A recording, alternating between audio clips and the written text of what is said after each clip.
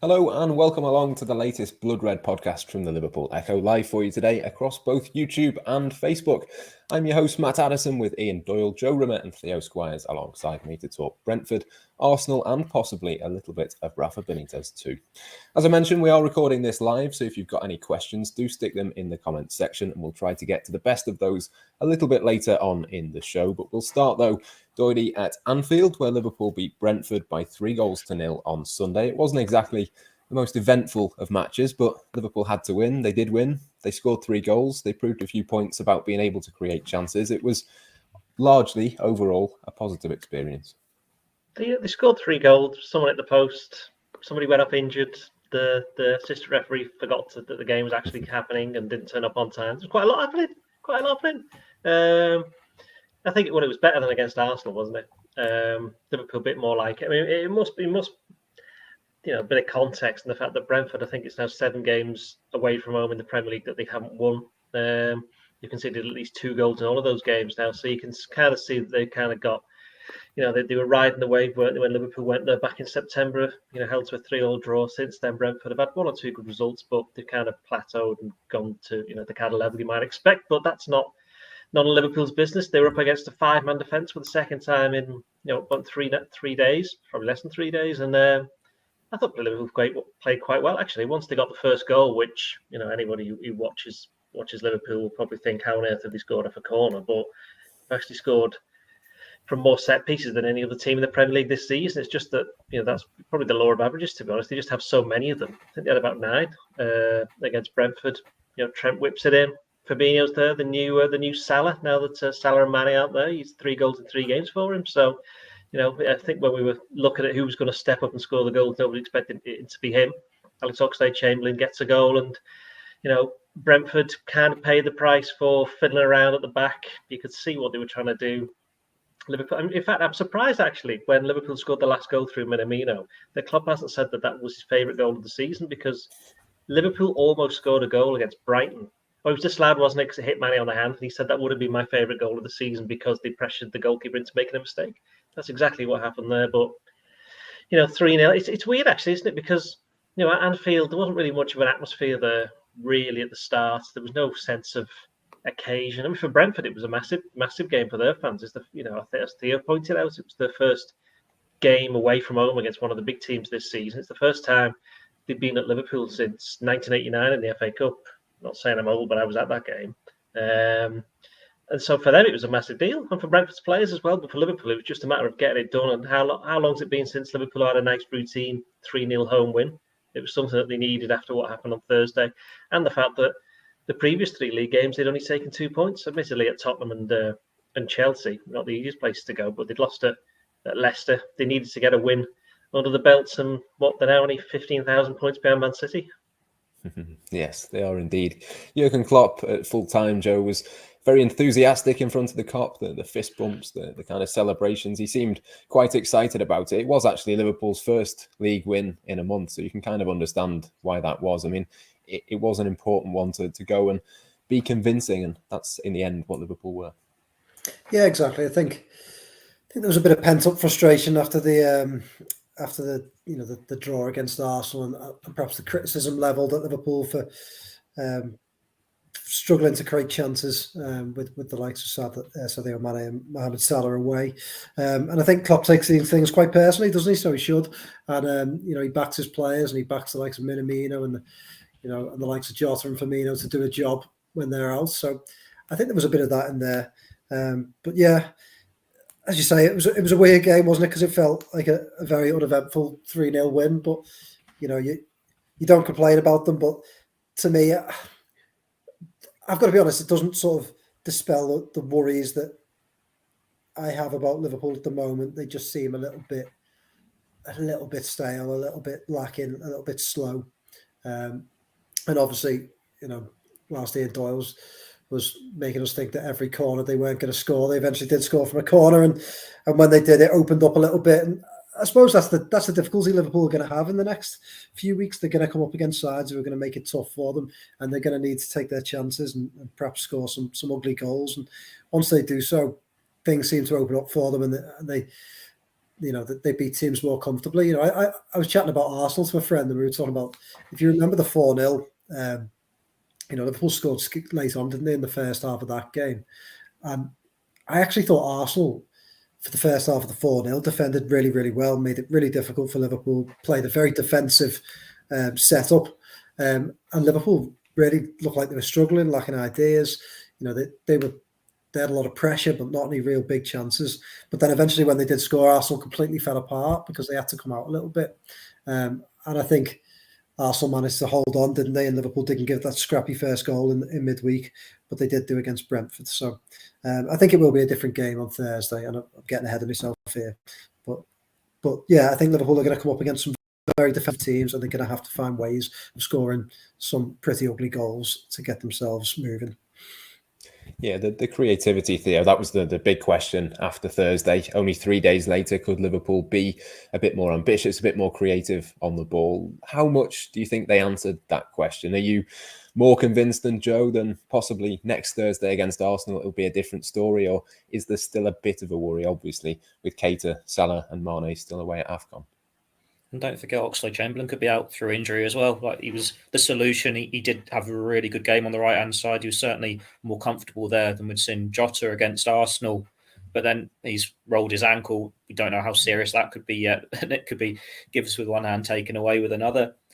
Liverpool, they're always going to have these struggles when you take off your best player. When he's Mohamed Salah's most assists, or he was before this weekend, most assists in the Premier League, not just the leading goal scorer. There was obviously going to be that drop-off in creativity. And it just seems the whole side and the fan base at the moment, they're going through this bit of a lull. Partly maybe just because they're not really in the title race now. Like, you think even this time last year, they're only just starting to drop out of it because of all the injuries. And before that, they've been in the title race year after year, going toe-to-toe with Man City or being street ahead themselves. Whereas this year, as soon as New Year came about, we've already resigned to the fact that Premier League's probably going to be beyond Liverpool. We're going to have to focus on the Champions League and the domestic cups. And that's not because of creativity or lack of creativity.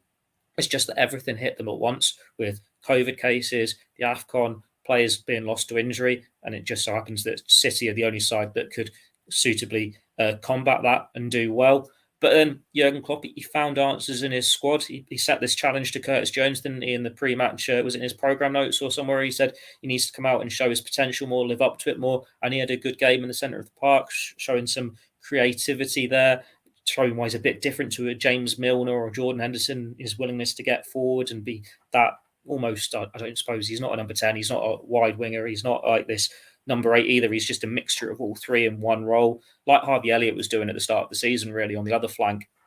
And then Oxlade-Chamberlain, he was this more natural wide man on the right-hand side. And you think, well, this could get you by for 2-3 weeks, depending on how long the trio are at the AFCON for.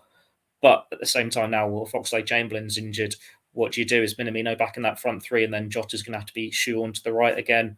Or do you put Curtis Jones on the left, and then you're taking that creativity out of the midfield? It's because of lack of options and the fact that the players have had to play when they're maybe not 100% after testing positive for COVID, or when they've not been able to train because they thought they'd had COVID. It all just happened at once. There's still a talented squad there underneath, but they have just been going through this lull in recent weeks, and it's not too much as a surprise when you look in the context of the title race. It's one where I suppose Champions League comes back in a couple of weeks. Mohamed Salah, Sadio Mane come back in a couple of weeks. Then you get the buzz back. Yeah, I mean, Doyle, Theo mentions there, obviously Curtis Jones was kind of challenged, if you like, by Jurgen Klopp in the build-up to the game. I mean, I was slightly surprised, to be honest, that he did that. Curtis has had a lot of injuries this season. He's then had COVID once he got over that freak eye injury. I mean, what did you make of those comments, and what did you make of his performance over the weekend?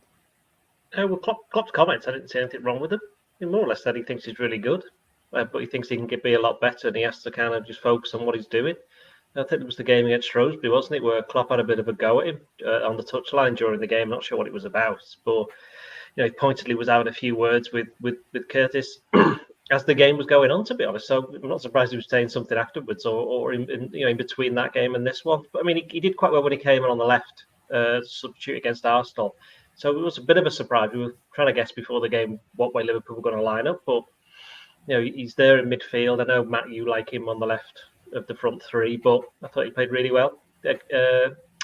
against Brentford, I thought it's funny, isn't it? Because the one thing that I suspect Klopp was having a go at him for against Shrewsbury was holding on to the ball for a bit too long.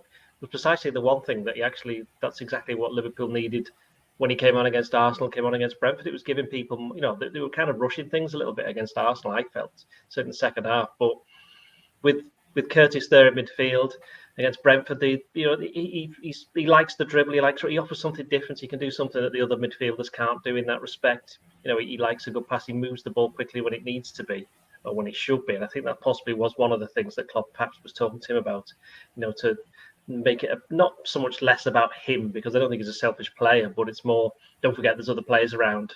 And I think that he got the message because of his performance against Brentford.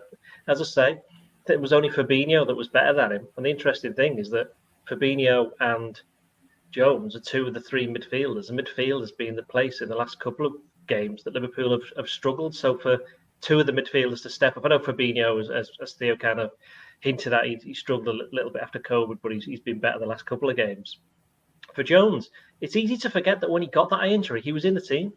He played against Man City. He had a good game against City. Didn't have a great game against Brighton, but that's what happens when you're 20 years old. And he's still, I think he's only 21 at the end of this month, I think I'm right in saying. So, he's played about 55, nearly 60 games for Liverpool at that age, which is quite a lot. I mean, Klopp obviously really likes him. I wouldn't have read anything negative into the suggestion that he's had talks with him, because he should be having talks with him. He's somebody he sees as part of Liverpool's future. Somebody the player should consider himself as being part of the future. And we don't look at him as somebody who's not a member of the first team squad. He's been there for about 2 years now, hasn't he? He's a viable option and has been. And nobody was raising any eyebrows at the fact that Curtis Jones was starting against Brentford. And if he starts against Arsenal, I don't think anybody will be too perturbed there either. So I do think he's an important player because, as I said before, he can offer a slight creative edge, which perhaps some of the other midfielders can't. But I said that, as I said before, Fabinho suddenly turned into this great goal scorer. Yeah, I thought Fabinho was excellent, to be honest, Joe. I think he's a really obviously important player for the way that Liverpool play. There's probably a good argument that he's the most important player, given that no one else can do that job quite as he can. I mean, it was another really impressive performance from him on Sunday. Absolutely, yeah. I mean, we've praised Fabinho so many times in the last few years, but what I kind of like about him recently is I feel like he's shown a little bit more personality on the pitch. He's leading a bit more. He seems a little bit more, not to say he wasn't in the past, but he seems a bit more vocal, a bit more aggressive. And, at a time when Liverpool have lost quite big players, I think they need him to be that. And I feel like, he's now, into his fourth year at Liverpool. He really feels like a focal point of the team. He's always been a very, very important player, but now feels like an important personality as well. So, yeah, I thought it was really, really impressive. And, Liverpool need people to pop up with goals. I think Van Dijk could pop up with a few more goals, and obviously he nearly scored yesterday with the one the goalkeeper made a good save from. And Fabinho's another one of those players who heads the ball pretty well. So you want him involved in corners. Matip as well. You want these guys to chip in with goals and give Liverpool extra weapons. So that it's really good that he's done that. And Liverpool will need these players like him, like Van Dijk, like Matip, like Jones, we've just talked about, to chip in whilst their main goal scorers are away. So that bodes well. And just on Jones, I agree with everything Doyle's just said there. I think he's an exceptional young footballer. There was some, talk in the summer that Liverpool might let him go. I'm glad that didn't happen. And I think nowadays we want young players to be instantly good. And I think even the ones that seem like that they were instantly good weren't. Young players go through inconsistent spells. You think back to Gerrard, and I'm not comparing the two in terms of ability, but if you look at Gerrard, it wasn't until probably he was 23 or 22, 23 that he really clicked into being the player he really was and became. Before that, it was, he had some really good games, some not so good games, lacked a bit of discipline at times. So I think we need to be patient with the likes of Jones. He plays in a very difficult position at Liverpool. And, he's shown that he's capable of some special moments. And like Doyle said before, his freak injury was playing quite well for Liverpool. And I hope he can get his way back into the side. And I think when he can, he offers something completely different in midfield. So,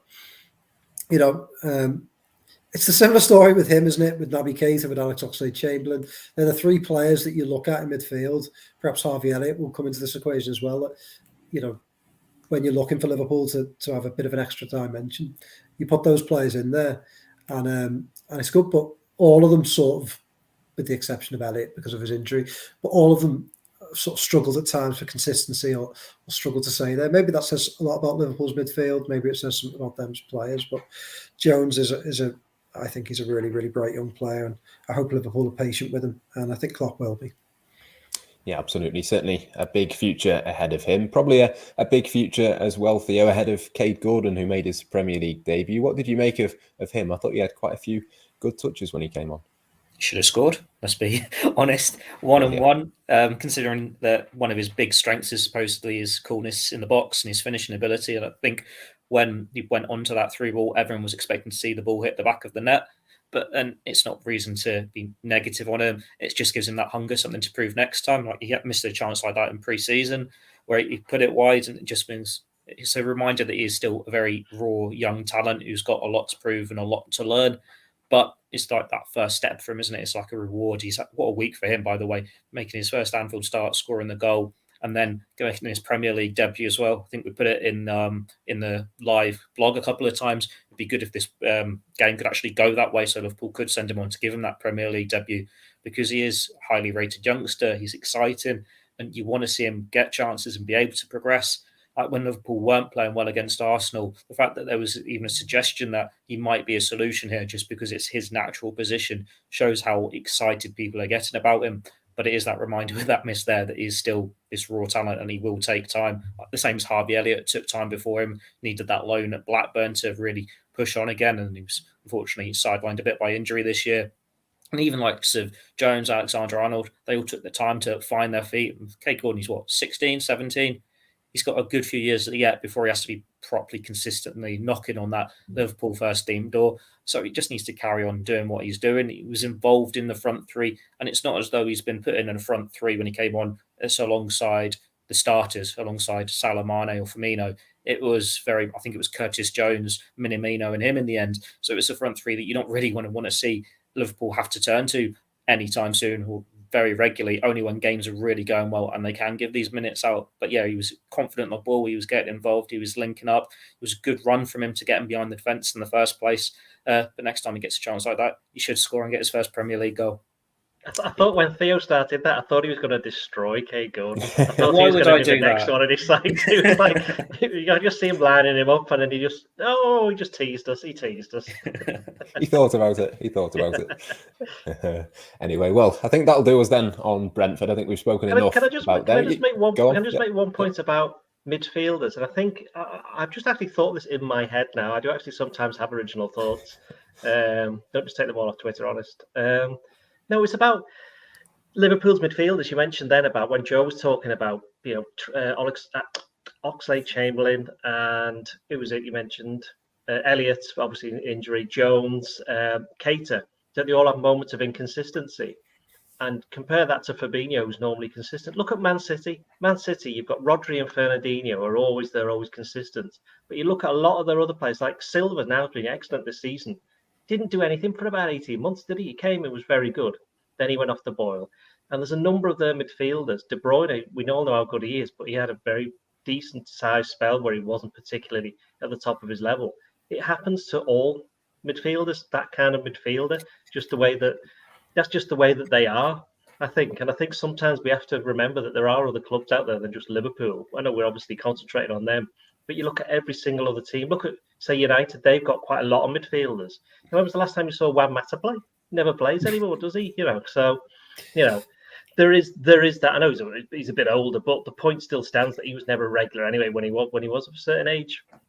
There's that kind of midfielder will never, ever, ever be the most consistent footballer purely because of what they bring to a team. They're always going to be. I read something. Remember when they signed Keita, they looked at his numbers. They're like, well, he gives the ball away an awful lot of times compared to other ones. He says, but the passes that get through are very, very good ones because he's always attempting these very difficult passes, which is why it looks like his pass completion rate is so low. I think we've spoken about that in the past, but that's where sometimes figures like that can hide what the actual reality is. And I think sometimes we have to just take a step back and go, well, the reason there are so many of these kind of midfielders at a club like Liverpool, at a club like City, at a club like any of the leading clubs, is because they won't always be that kind of consistent presence. And the ones that actually are normally like amongst the best players in the world. And there's a reason why they are the best in the world. See, I agree with that, but I think Liverpool, to add to that, I think Liverpool's midfield demands a little bit more of, certainly of those types of players, because of the way the fullbacks push on. They have to get through a lot more work. I suppose it's not just consistency of form, but certainly for people like Kaide and Oxlade-Chamberlain, it's consistency of fitness, isn't it? And someone like Kaide, that's not always their fault. No, it's not. And I'm not it's not their fault. But then at the same time, it's a problem Liverpool have to manage, don't they? And Kaide is a good example of a player. I don't think he often plays badly when he plays, but he doesn't play enough. And I think for 52 million, you don't go out and buy a player to play once every 5 games. You're looking for him to play more often, and you're looking for him to be a more consistent option. And I think the thing about Man City is, they have those players, but I don't think, and I might be proven wrong, but I don't think they're as injured.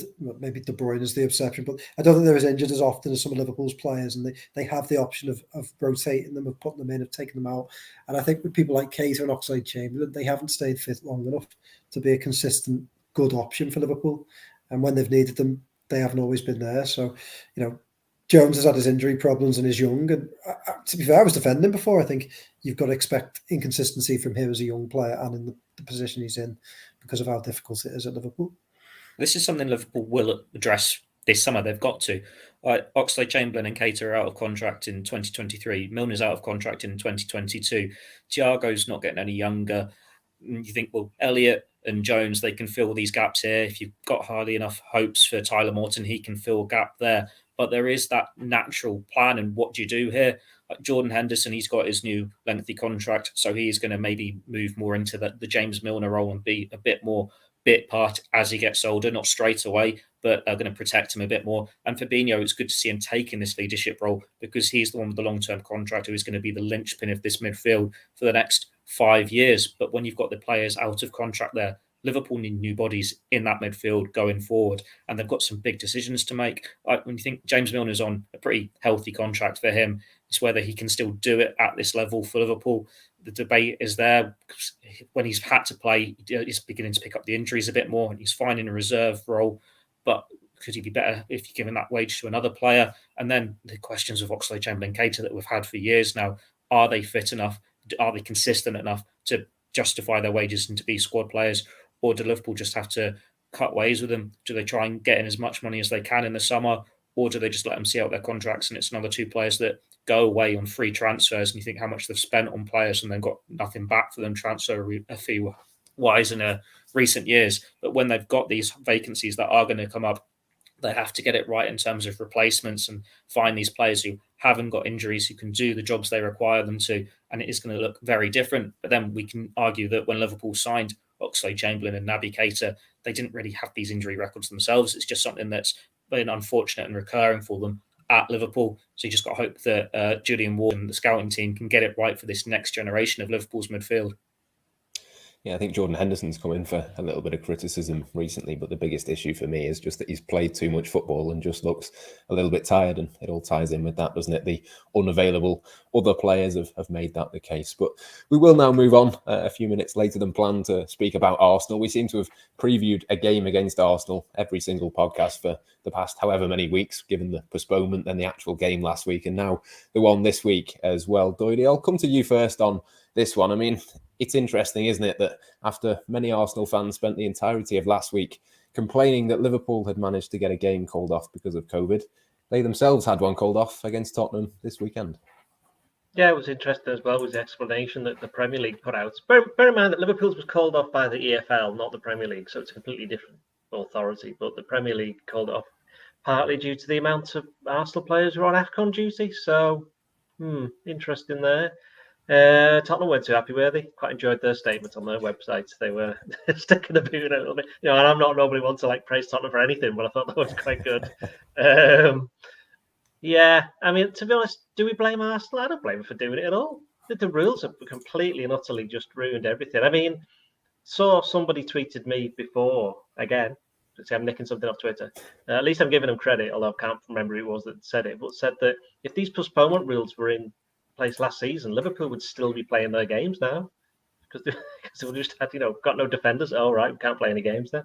So, yeah, I do think the Premier League have kind of made a rod for their own back. I don't think Burnley are ever going to play a game ever again. You have to play games. They're going to get relegated the way things are going. You can't just pretend as though it's not happening. You know what I mean? So, yeah, Arsenal. No, I'm not. It's just the typical tribalism of football fans, isn't it? It's like it was a massive conspiracy when it was against Arsenal. Now it's for Arsenal. Arsenal fans are like, well, what did you expect?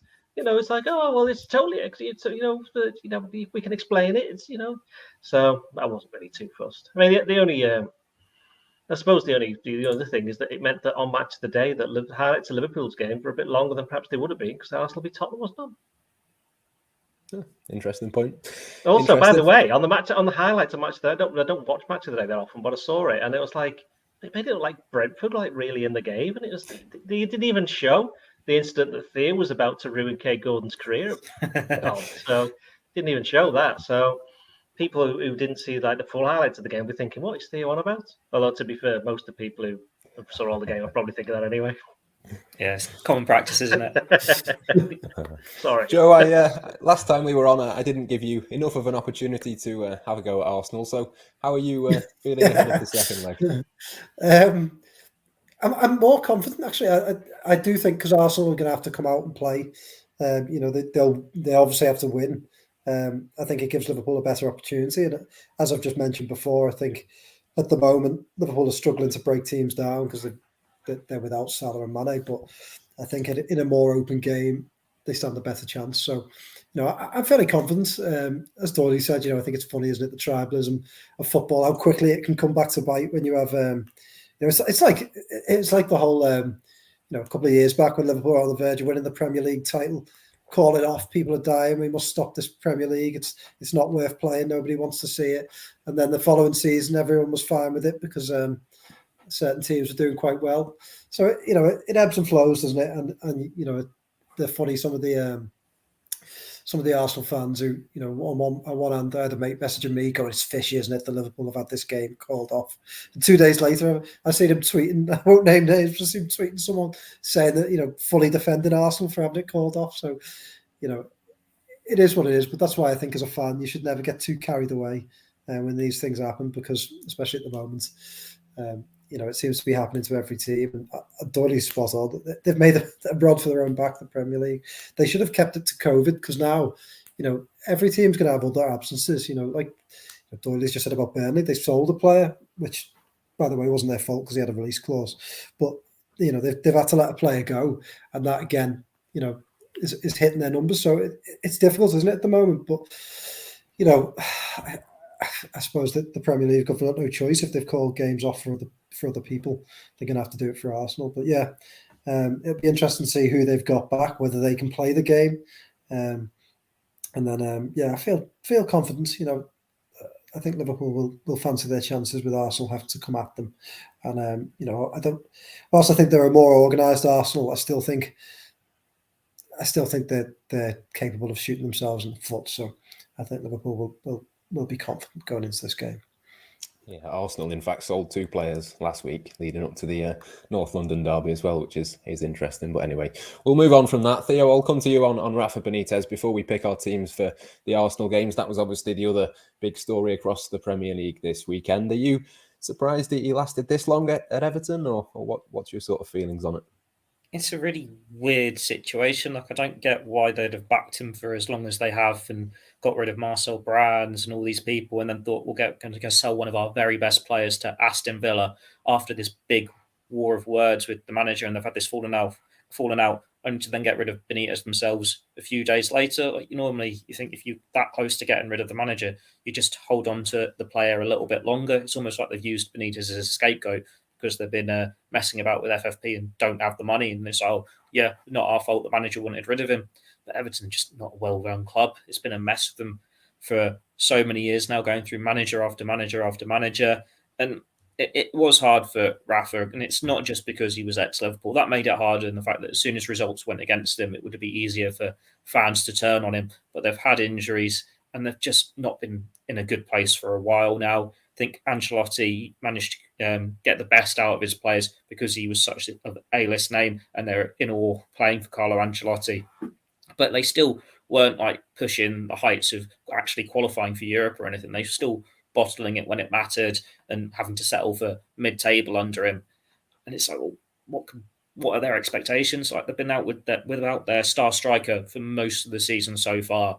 Of course, they were going to struggle. And it's not as though Benitez could go and achieve much more when he wasn't really given much to spend. I know they've brought in a couple of players this month with a bit of money, but when you think Damari Gray and Andros Townsend, was that 1.7 million for the two of them? It was always going to be hard for them. Evertonians, they didn't really want him anyway. The question is now, what direction do they turn in? There's almost that resignation of accepting the failure now, that this is where they're in, that no one can do better. And it was always doomed to fail, and it's going to be the case for anyone. But a right manager could maybe turn it around. But they're very much stuck in seeing a rock and a hard place because they don't have the funds, they don't have the players. And at the moment, they don't have a manager, but then you struggle to see which sort of manager go in and turn it all around and get them back to where they want to be. But then what is a realistic hope for them at the moment? I think Garth Brooks today has said, Aston Villa should be competing for top four now because they've signed Coutinho and because they got a draw against Manchester United. Well, that seems ridiculous, doesn't it? Aston Villa aren't a Champions League club. You've got three obvious contenders and then maybe one or two more. We'll see West Ham up there at the moment. We've seen Leicester City up there for the last couple of years. But it'll be a big surprise if one of those teams actually finishes in the top four. You're fully expecting a Spurs or a United to sneak in towards the end of the season, just because these are the names that always get in. So the way European football is, it would be a surprise if Everton were back in Europe anytime soon. They just have to accept mid-table obscurity. They were getting pulled towards a relegation battle, but then you look at the teams at the bottom, they're pretty woeful as well. So they're just going to finish in that 10th to 15th region and just be stuck there for a few years until they can actually get it right. But with the owner in charge who's making these decisions, appointing managers on a whim and then sacking them on a whim, signing players without anyone at the club actually knowing or putting bids in, it's always going to be chaos. So Theo there has destroyed Everton, the entire bottom five of the Premier League, Mashiri and Garth Crooks. Well done. That's what our website does quite regularly. A bit of Villa in there as well, just to be. Villa as well, yeah. Sorry, I forgot about Villa. That's right. Yeah. Indirectly Villa through Garth Crooks, yeah. So. To be fair though, Doyle, you've been destroying Burnley recently. You've destroyed Tottenham throughout your whole career. I haven't destroyed them at all. I've just said they've got to play some games, and Tottenham I'll accept. Tottenham, so maybe talking about Burnley's absentees. Burnley, according to the Premier League injury table, Burnley have only got 2 players out. So how many players have they actually got in their squad if they can't put a team together? Not very many. Well, yeah, they've never had the biggest squad. Yeah, I just think Sean Dyche has just got a cold or something. He just doesn't fancy. He's had a cold for about 10 years now. Sean Dyche. Anyway, Benitez, Benitez, Everton. Feel free to jump in on having covered Everton for 18 years until the last couple of years, we've just done Liverpool exclusively. I mean, since Mashiri's taken over, the whole place has just gone. They're a prime example of two things. Of one, when you get the wrong owner in, and also when you suddenly have loads of money to spend and you don't know what to do with it. And that's essentially what's happened. And I would say it's been interesting with Everton fans. I do think some of them are. I mean, imagine if Mashiri had been at FSG, loads of Liverpool fans would be absolutely just like pummeling away at them, wouldn't they? Right. But Mashiri seems to escape quite a lot of the criticism. And obviously, I think part of the reason for that is because there's this, big thing of the stadium that's happening at Bramley Moor being developed. And I think the fans don't want to be too hard on the owner in case he goes, right, well, I'm not going to see the stadium through. And that's that, because that's one thing that can eventually, I know Theo was saying, what can Everton do? I think that will elevate Everton back up to a certain level, just purely on the basis of the infrastructure that they've got, which is going to be very important for them and attracting players as well. But they just have to stay in the Premier League for a start. I mean, I don't think they'll go down. There's so many poor teams at the bottom. I don't think there's ever been any chance of Everton going down. But speaking to Evertonians, they obviously don't think of it that way. They look at how many games they've won over the past 13, 14 games. They won, I think, in 13. Look at the fact they went 2-0 down against Norwich and didn't, even though they scored, they didn't really look like they were going to get a way back into the game. They look at the the fact that when they do get a good manager like Ancelotti, he leaves after a short while. Although, to be fair, Real Madrid did come in for him, so you can't blame him too much for that. And then when they get other managers in, Moshiri just appoints them, and as Theo said, just gets rid of them without even. I know we've turned this into Liverpool. This meant to be a Liverpool podcast, but we'll get into the point of Benitez, where I just don't know why on earth he took the job. In fact, no, I'll rephrase that. I don't know why Everton offered him the job, because I can understand why he took the job, because he could work from home like everybody else does these days, and he's back in the Premier League, and he's at a big club that he knows. And you know what Benitez is like? He's got, I'll take on this challenge. You'd think partly there's only me who could do this. And funny enough, nobody could do it. There's literally no former Liverpool manager could have gone in and taken over Everton. I think he was a bit daft in that sense to accept it, but Everton were completely stupid to offer him. And I think if they go backwards to try and go forwards in terms of appointing Martinez or even Moyes. What are you laughing at, Joe? What are you laughing at? Even Moyes. I just think it's whereas Moyes was obviously brilliant at Everton. I just think it would be a terrible move for them, and it wouldn't be a great move for him either. But for Liverpool fans, they must be looking on, just going, "What on earth is going on over there? What's going on?" I mean, because if you want a club that's badly run for all of FSG's criticisms and the fact that they do get things wrong, and we've seen them, and when they tend to get things wrong, they're quite big. And then they normally turn around and say, whoops, sorry, and change their mind, such as the Super League and the furlough thing and all of that kind of stuff. But Everton is just like, what on earth is going on there? They won't go down, but they're in a bit of a mess. You basically just echoed everything I said, and then you had a go at me for 2 foot in them all for. I didn't. Yeah, well, that's different because you're renowned for it. And he's still playing with Aston Villa anyway. I think that. Oh yeah, and Aston Villa. I'm not saying that, no. To be fair, the relevancy to Liverpool is, I think, that the two ownerships are so. They couldn't be more different, could they? And I think the reason why Moshiri, and I think he escapes a ridiculous amount of criticism from Everton fans, considering his approach for the last 6 years. Was it 6 years since he took over? It's just been just utterly bizarre. The thought of them replacing Rafa Benitez with Roberto Martinez, who was the first man he sacked. I like to think that they might start the cycle all over again and then go for Koeman after Martinez, and just go again. But I think the reason Everton fans give him sort of an easier ride is because he's ambitious, isn't he? And football fans, I think, are blinded by ambition, even if it's the wacky ambition that Moshiri employs. And Liverpool fans look at FSG and say they're not ambitious, they don't spend money on players, and they don't go out and improve the playing squad all the time. But I think I understand Liverpool fans will say you want the happy medium, but when you look at the other end of the spectrum, you've got someone like Moshiri who has proven he's willing to spend money, but has spent it so badly that they're in trouble with FFP, who's been ambitious in the managers that he's gone out to try and employ, like Carlo Ancelotti. I mean, Koeman to an extent was ambitious for Everton at the time, like Rafa Benitez, but they do not suit the club. They do not suit they do not sit well with the fan base. They don't suit the playing staff. They don't suit the director of football. He's gone now and got 2 directors of football, one from Leicester who just won the league, and the other one from Brands who had a bright reputation in Holland. He was ambitious in the sense that he went and recruited them, but didn't let them do their jobs.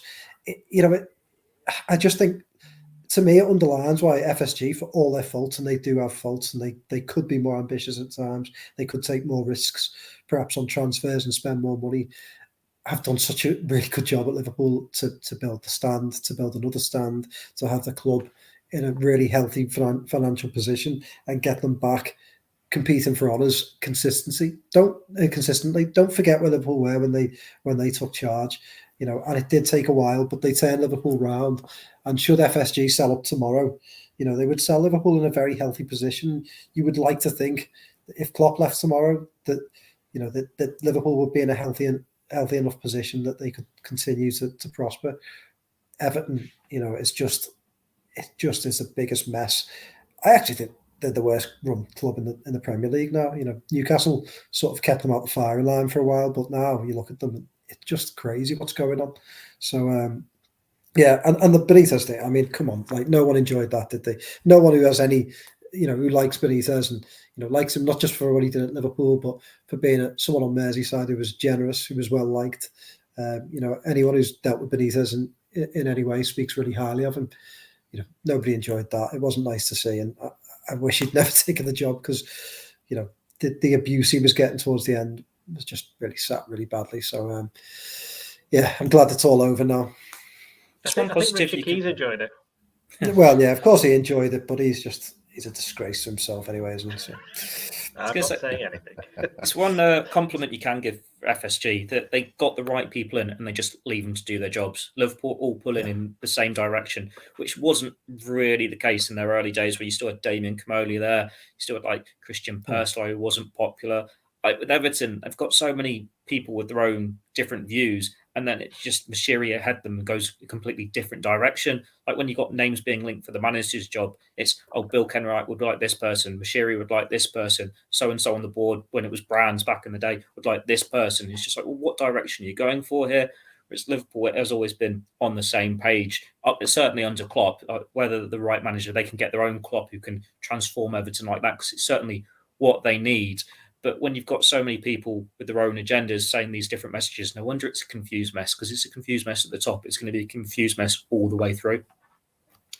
Absolutely. A complete mess, a complete contrast to Liverpool. But we will get back now, just before we finish, to pick our teams for the Arsenal game. Doyle, back into action for the Reds on Thursday. We'd assume that it will be Alisson in goal, as it was for the first leg of the semi-final. But do you want to talk us through your back four? And before you do, in fact, I should caveat this by saying, don't come at us in the YouTube comments. We're recording this on Monday, and if players are ruled out between Monday and Thursday, that's not our fault. The people come out in the YouTube comments. People do, yes, people do. Did they come at you? Did they just come at you? No, if it's okay if it's just you. No, if it's any of us, then that's totally out of order. Or any and all of us. Anyone they can get their hands on. This is my team. I'd have Keller in goal. I think it was a bit unlucky that he didn't play against Arsenal in the first game, especially did Alisson touch it? Oh, yeah, made one save, didn't he, from Saka? Yeah. I'd have Keller in goal. And as for the rest of the team, Tsimikas at left back, I'd have Konate, I'd have Van Dijk, and I'd probably start with Trent, but on the basis that I probably know that Nico Williams is going to come on at some point. I'm going to keep it the same, actually, as it was for Brentford, Joe. I was a little bit surprised that there wasn't one or two more changes for Brentford, but I'm going to keep it the same for the second leg of the semi-final. What are you going to do? Yeah, no, I'm going to start Alisson. I disagree with Doyle. I think at some point, in this competition, you have to start saying, well, we want to win it, so you play. This isn't a knock on Keller, because I think very highly of him, but, I think now, you go with your full team, because let's face it, if they get to the final, would you play Keller again there? I certainly wouldn't. So Alisson, yeah. We would, Joe. Everybody else here would. No, Matt wouldn't. He's just said he keeps saying team. Well, so. That's why Matt gets all those pointed YouTube comments. That's why I would play Alisson in this one, because then it takes the conversation away. If Liverpool get to the final, it's then, well, Alisson played the semi, so obviously he's going to play the final. But Klopp's already left the conversation open, because he said when he was starting Alisson in the first place that Keller would probably start a final. Yeah, true. Well, to me, that's just madness, because you've got to. That isn't. It's not a criticism of Keller, who I think is a really good goalkeeper. It's a criticism of the manager, yeah. Yeah. Football clubs exist to win trophies, and I'm sorry, but the League Cup isn't just some little trophy that you can just lash around and not worry about. Yes, it is, Joe. Yes, it is, Joe. And if you're in the YouTube comments, I don't care. Come at me, because it is. Joe Rimmer 88. Yeah. At Joe Rimmer 88 on Twitter. Yeah. I've muted my Twitter notifications long ago, so you won't even get to me. But anyway, I play Alisson, I play Trent. In fact, I was just got the same back four as Doyle. So yeah. After all that, yeah. Yeah, after all that. So you Konate and Tsimikas, yeah. Yeah. Do you know what? Yeah. I was thinking Konate, because I think if Liverpool are going to push up and get at Arsenal, the pace, I quite like the pace of Konate. And yeah, Tsimikas, I think, is at a level now where I'm quite happy for him to rotate with Robertson. I think he's proven that he can do that and play in the big game. So yeah, I would play both of them. Theo, we know you're going to go Kelleher in goal, but what's your back four? Yeah, I've said it on pods before. I think it was harsh that Keller was dropped for the first leg, and I understand why Alisson got the game because he needed a game after getting COVID. But when you've got a keeper as good as Keller as the number 2, and expecting him to stay and be number 2, and if he's your cup competition goalkeeper, he needs to play in the cup competitions. You need to give him that reward. I wrote this, and you've written this before. You said they're going to have this dilemma at some point where he wants to go on. This is what they need to do to keep him. They have to play him in the League Cup and the FA Cup. And Klopp pretty much said as much. I think last week he said that, it was harsh that we dropped him, or that we could probably going to drop him, but it is his competition. So I'd expect Keller to come back in. I think we've been saying for a few weeks now, we expect Tsimikas to come in, and he just hasn't. Robertson just kept the place. But at some point, Tsimikas is going to be rotated for him in a game. And it's which one do you prioritise? The League Cup semi-final second leg or Palace away? Maybe they'll just try and play through because is it the 2-week break after Palace where they can rest the legs for the European players a little bit more? So maybe they'll keep faith in Robertson. Need to put in a great cross for Oxlade-Chamberlain's goal at the weekend. Konate makes sense because Matip is one player you can't just keep playing every week. He will get injured again at some point, so there needs to be that protection. And I'm just going to cut it short and say I agree with these two. Trent at right back, Van Dijk at the other centre back. Bit harsh on Nico Williams because he has done well in this tournament, but Trent's so much better than him. No slant on him. Trent is just the best in his position, and you want your best players playing in this sort of game in the key positions if you're going to have a realistic chance of getting to Wembley. Staying with you, Theo, I mean, Joe Gomez at some point is going to have to play a game, but when is that going to be, do you think? FA Cup against Cardiff. Fair enough.